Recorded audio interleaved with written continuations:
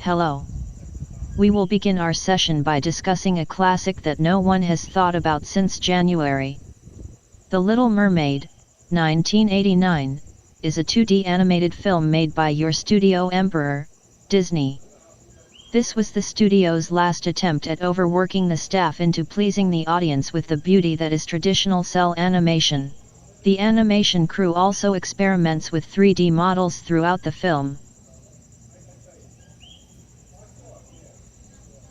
These images look dated to the modern eye, yet they retain the feeling of charm. This film is about Ariel, her father, a male love interest, the villain, and friends. We will now attempt to remove the personalities of the characters. Let us focus on their experiences.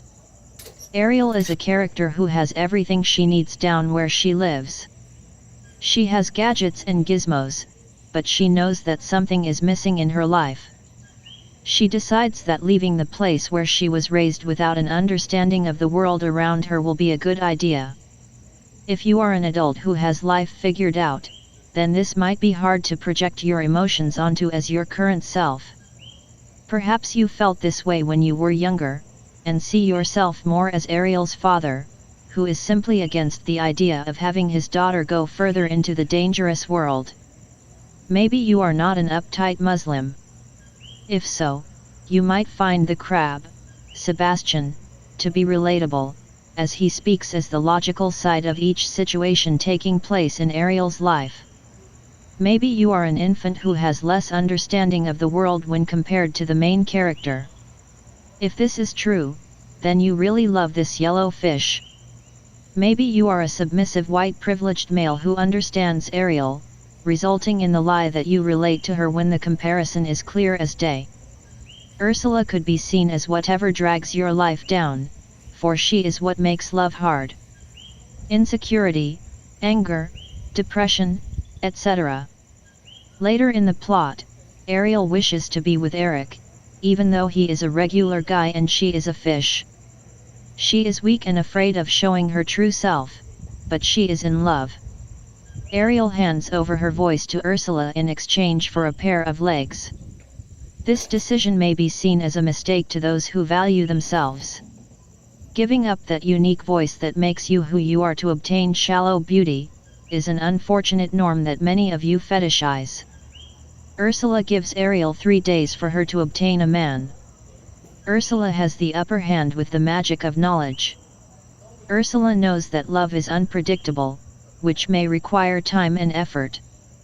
There is no final attempt when it comes to an emotion. It is not a sport with rules, it is not a thing created by humans. Pretending to measure an emotion is silly, as all of you crabs know. Ariel, being naive and questionably 16 years old, doesn't acknowledge this fact of life. She attempts to obtain the white male. We watch her stumble and fail over and over again.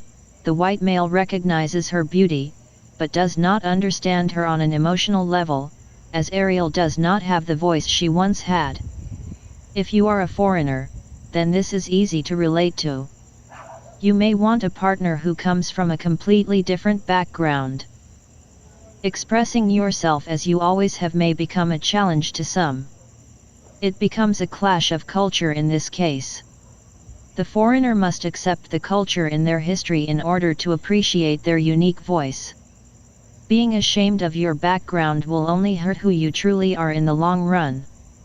The sooner one learns this, the easier it will be to build on confidence.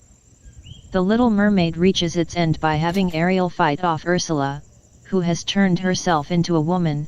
She uses Ariel's voice to lure in the white male, which works of course. Ariel eventually gets her voice back by complete accident.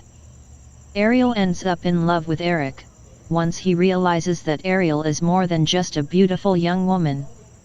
They both kiss, giving the viewer and, most importantly, the yellow fishes, a conclusion that they can feel satisfied with. Stories tend to end during a point where one may leave with a smile on their face, despite the fact that if you think where the story goes after, you can immediately imagine a serious amount of trial and error. If you seek for the story to reach a bumpier stage of life, Then tune in for the sequel, The Little Mermaid 2, Return to the Sea, where Ariel cheats on Eric. She has a 12-year-old daughter who runs away from the land, which we can see as America, and visits the ocean, which can be seen as your average foreigner land. In conclusion, don't watch The Little Mermaid. Please, if you can, save yourself instead. It is important for you to understand. Please. I'm tired of watching